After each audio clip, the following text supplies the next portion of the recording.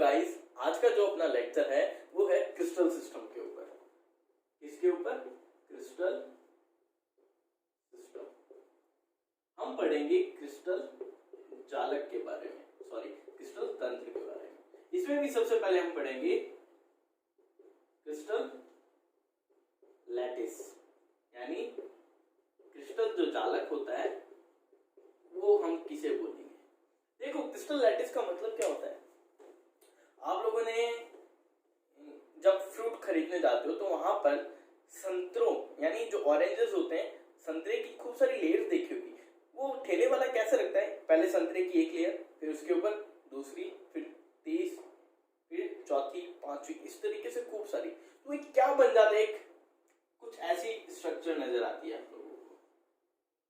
ऐसा ही कुछ होता है, ऐसे कुछ होता है। अब यहाँ पर क्रिस्टल लैटिस को समझने के लिए हम ये मानते हैं जो भी हमारे पास क्रिस्टल होता है उसमें जो एटम होते हैं वो बहुत पास होते हैं।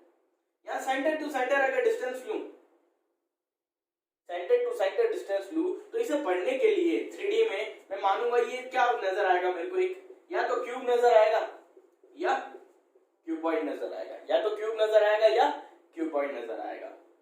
ठीक है, तो ये कुछ ऐसा नजर आएगा मेरे को, क्यूब या क्यूबॉइड की तरह। अब इसी को अगर 3D में आप लोग देखो, आपको स्क्रीन पे एक पिक्चर नजर आ रही होगी एक लैटिस की। इसमें क्या है, एक छोटी सी यूनिट है, इस तरह से है ऐसी यूनिट, इस छोटी सी यूनिट में। अब मैं क्या करता हूं, इस छोटी सी यूनिट को इसकी सभी डायरेक्शन में रिपीट करता हूं, दोहराता हूं बार बार, इधर भी, इधर भी, इधर भी, नीचे भी, ऊपर, मतलब ऊपर नीचे दाएं बाएं, लेफ्ट राइट टॉप बॉटम, सभी जगह ये यूनिट का अरेंज कर देता हूं, इसी यूनिट को अरेंज कर देता हूं। तो मेरे को क्या मिलती है, एक बड़ी सी स्ट्रक्चर मिलती है जिसे हम क्या बोलते हैं, क्रिस्टल लैटिस। तो क्रिस्टल लैटिस का मतलब क्या हुआ, किसी भी क्रिस्टल के अंदर एक सबसे स्मॉलेस्ट यूनिट होती है। उस सबसे स्मॉलेस्ट यूनिट को अगर मैं सभी डायरेक्शन में क्या करूं, अरेंज करूं, तो मेरे को क्या मिलेगी, एक बड़ी यूनिट मिलेगी जिसे हम क्या बोलते हैं, क्रिस्टल लैटिस बोलते हैं। अब इस छोटी सी यूनिट और बड़ी सी यूनिट में क्या फर्क है, फर्क सिर्फ इतना है कि ये दोनों एक दूसरे की क्या लगती है, हमें मिरर इमेजेस लगती है, फोटोकॉपी लगती है। तो यहाँ पर अब बात आती है जो सबसे छोटी यूनिट है, जो सबसे स्मॉलेस्ट यूनिट है, इसे हम क्या बोलते हैं, इसको हम बोलते हैं यूनिट सेल, यानी इकाई कोशिका या एकक कोशिका बोलते हैं। अब इसका मतलब क्या है, इकाई कोशिका यूनिट सेल का मतलब ये हुआ, किसी भी क्रिस्टल लैटिस को अच्छी तरीके से पढ़ने के लिए, पॉइंट आउट करने के लिए हम यूनिट सेल पढ़ते हैं। अब इस यूनिट सेल की कुछ प्रॉपर्टीज होती है, वो क्या है, फॉर एग्जांपल हमें पता है ये एक्स डायरेक्शन, ये वाई डायरेक्शन और ये जेड डायरेक्शन। क्रिस्टल लैटिस में भी कुछ इसी तरह से होती है। यहाँ की जो एजेस होती है, क्रिस्टल यूनिट सेल में एजेस होती हैं, उनको हम नाम दे देते हैं ए बी सी। मैं मान लेता हूं ये वाली एज है ए, ये वाली बी और ये वाली सी। एजेस हो गई, साइड्स हो गई ए बी सी। अब इन एजेस के बीच में कुछ एंगल्स होते हैं। अब यहाँ पर एजेस के बारे में एक पॉइंट और आता है कि ये एजेस हो सकता है एक दूसरे के परपेंडिकुलर हो सकता है ना हो सकता है एक दूसरे के लंबवत हो सकता है ना हो, यानी इन तीनों एजेस के बीच हो सकता है 90 डिग्री का एंगल हो सकता है या नहीं भी हो सकता। अब ये जो एजेस है इनके बीच में कुछ एंगल्स होते हैं जिन्हें हम नाम देते हैं अल्फा, बीटा एंड गामा। अब अल्फा किन के साइड्स के बीच का, किस एजेस के बीच का एंगल है, बीटा किन एजेस के बीच का और गामा किन एजेस के बीच का एंगल है, ये सुनना। देखो, जो साइड ए है उसके सामने जो साइड्स हैं, यहां के बीच का एंगल क्या होगा, अल्फा, यानी बी और सी के बीच अल्फा। इनके बीच का क्या होगा भाई, इसके सामने कौन है, बी, तो बीटा, इनके सामने गामा, तो क्या होगा, अल्फा बीटा गामा। किस किस के बीच का, बी और सी के बीच अल्फा, सी और ए के बीच बीटा, बी और ए के बीच गामा। इस तरीके से ध्यान रखना। ये हुआ यूनिट सेल की कुछ प्रॉपर्टीज के बारे में। अब तुम्हें कुछ चीजें ध्यान रखनी है जो मैं अभी आपको एनिमेटेड वीडियोस के थ्रू बताऊंगा, यहां पर वो ध्यान रखना, सुनना। अब देखना, हमें पता है कि भाई साहब ये यूनिट सेल होती है हमारी, ये क्या होती है, यूनिट सेल होती है। होती है। इस यूनिट सेल के हर कॉर्नर को हम क्या मानते हैं, एक पार्टिकल मानते हैं, एक कंस्टिट्यूएंट पार्टिकल या एक एटम मानते हैं। माना? अब एक्चुअली ये एटम और इनके बीच में इतनी दूरी, इतनी डिस्टेंस, ये कैसे है? ऐसा कुछ नहीं है। हमें पता है ये 2 पार्टिकल है, ये 4 पार्टिकल मान लो, इनके सेंटर के बीच की डिस्टेंस को अगर मैं जोड़ूं तो मेरे को क्या नजर आया? 2D से देखूं तो यही कुछ नजर आया, आगे वाला फेस। इसी को हमने 3D में देखा तो इसके पीछे भी क्या होंगे, 4 एटम और होंगे। उन चारों को आपस में जोड़ो तो आपको कुछ ऐसा नजर आएगा। हाँ, तो हमने अभी क्या देखा? हमने देखा कि भाई साहब ये यूनिट सेल है, इसके हर कॉर्नर पे क्या है, एक पार्टिकल या एक एटम प्रेजेंट है।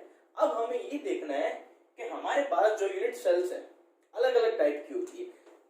अलग अलग कैसे? यूनिट सेल जो है उसके भी टाइप्स होते हैं। ये मेनली 2 टाइप की होती है। एक होती है प्रिमिटिव टाइप या इसको बोलते हैं simple cubic type unit cell. दूसरी हमारे पास होती है सेंटर्ड टाइप। क्या? Centred type. इसके भी 3 पार्ट होते हैं, मतलब 3 टाइप की होती है, बीसीसी, एफसीसी और ईसीसी। प्रिमिटिव टाइप को हिंदी बोलते हैं आद्य प्रकार की, सेंटर टाइप को बोलते हैं केंद्रित प्रकार की। अब केंद्रित प्रकार की 3 प्रकार की होती है। बीसीसी यानी बॉडी सेंटर्ड यूनिट सेल, यानी हिंदी में इसे बोलेंगे काय केंद्रित।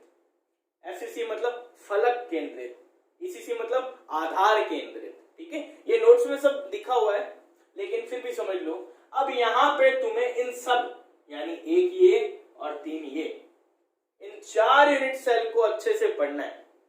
इन 4 यूनिट सेल में एटम जहां जहां प्रेजेंट होते हैं उनका कंट्रीब्यूशन देखना है। फॉर एग्जांपल, अगर यहां पर इस यूनिट सेल में मैं देखना चाहूं कि यहां पर इस पूरी यूनिट सेल में एटम का कंट्रीब्यूशन कितना है, यानी यहां पर कितने एटम प्रेजेंट है। सबसे पहली बात, इस यूनिट सेल को कहां से निकाला गया है? एक बड़े लैटिस से। ये जो यूनिट सेल है, ये जो आपको सिंपल क्यूब दिख रहा है, इसको मान के चलो ये सिंपल क्यूब यहां है। ठीक है, अगर ये सिंपल क्यूब यहां है तो इसके इधर भी राइट साइड में एक सिंपल क्यूब और होगा, इसके लेफ्ट साइड में भी एक और होगा, इसके पीछे, इसके आगे, इसके ऊपर, इसके नीचे, मतलब हर जगह इसके चारों तरफ क्या होंगे? खूब सारे क्यूब ही क्यूब होंगे। इसका मतलब इस एटम को अगर गौर करूं तो ये एक एटम जो है सिर्फ इस यूनिट में अपना कंट्रीब्यूशन नहीं दे रहा, और भी जो यूनिट सेल है उनमें भी अपना क्या दे रहा है? कंट्रीब्यूशन। इसे समझने के लिए अब आप क्या करोगे, यहां पर जो मैं वीडियो दिखा रहा हूं, एनिमेटेड वीडियो, उसको देखना अच्छे से।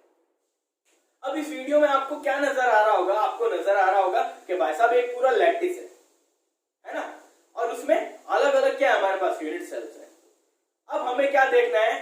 ये जो कॉर्नर पे एटम प्रेजेंट है, इनका पूरी यूनिट सेल में कंट्रीब्यूशन देखना है, कितना है। किसी भी सिंपल क्यूब में जो एटम प्रेजेंट होते हैं, टोटल कितने होते हैं? 1 2 3 4 5 6 7 8 एटम दिख रहे होंगे। अब ये 8 एटम कैसे अरेंज है आपको वहां पर दिख रहा होगा। हर यूनिट सेल में कितना पार्ट कंट्रीब्यूशन कर रहा है? हर एक कितना पार्ट हो रहा है? अच्छी तरह कैसे देखना, तो टोटल आपको आएगा कि भाई 8 एटम है। टोटल कितने एटम है? 8 एक यूनिट सेल में, लेकिन अपना कंट्रीब्यूशन कितना दे रहे हैं? Only 1/8 part. कितना?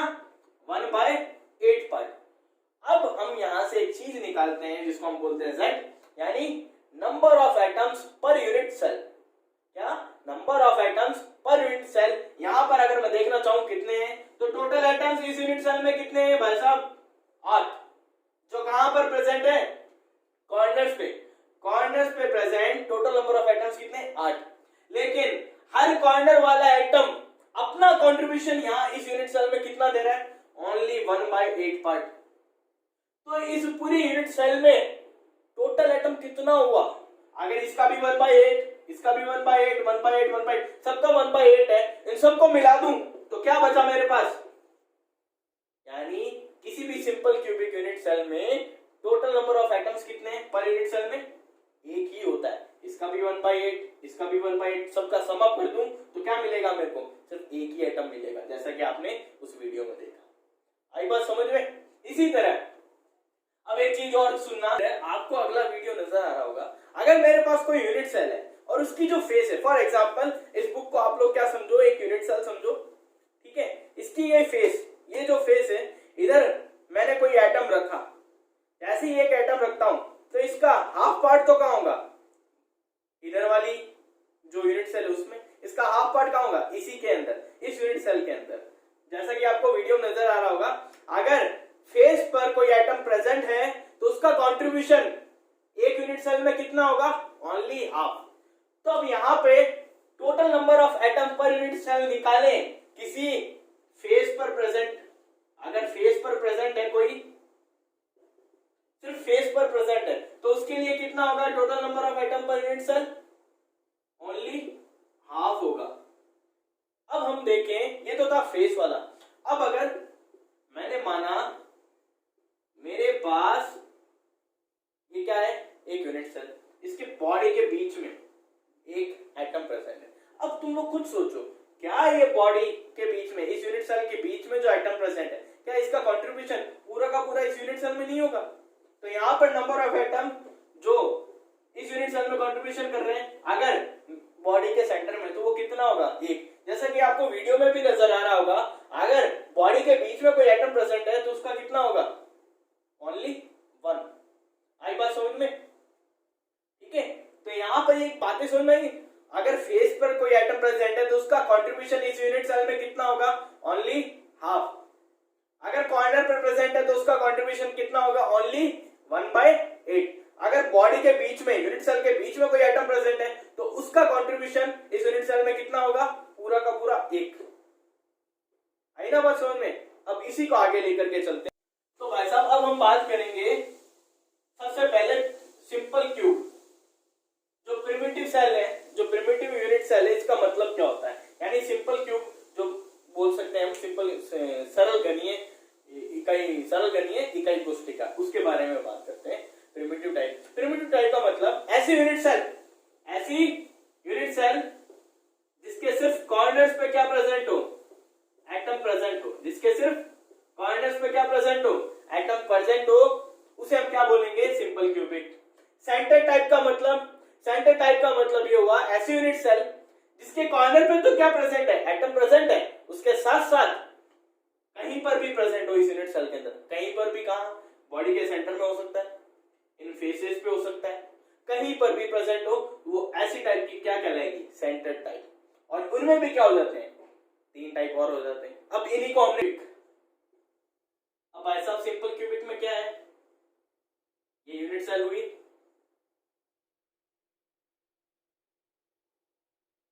अब इस यूनिट सेल में कॉर्नर्स पे क्या प्रेजेंट होंगे, एटम्स प्रेजेंट होंगे। अब मैं यहां पर देखना चाहता हूं कि भाई साहब कंट्रीब्यूशन कितना है इन एटम्स का इस यूनिट सेल में, तो वो कितना होगा, Z का मतलब यहां पर क्या है, total number of atoms per unit cell. इस एक यूनिट सेल में एटम का कंट्रीब्यूशन कितना है वो क्या बताता है, Z बताता है। तो यहाँ पे टोटल एटम कितने हैं भाई साहब, 8, और हर एटम का इस यूनिट सेल में कितना कंट्रीब्यूशन है, ओनली 1/8। तो इस पूरी यूनिट सेल में टोटल नंबर ऑफ एटम्स कितने हुए, 8 से 8 गया, कितना बचा, 1 एटम। यही अगर हम बात करें बीसीसी की, बीसीसी का मतलब body centred type unit cell, बॉडी के सेंटर में और प्रेजेंट हो जाए, ये लो बॉडी के सेंटर में। अब क्या होगा, ये तो रहेगा ही, कॉर्नर वाले तो है ही बॉडी के सेंटर में। अगर मैंने बताया था बॉडी के सेंटर में कोई एटम आ जाए तो उसका कंट्रीब्यूशन पूरा का पूरा कितना होता है, 1। तो यहाँ पर क्या लिखा जाएगा, +1। कितना हुआ यहाँ, 1 + 1 कितना आया, 2।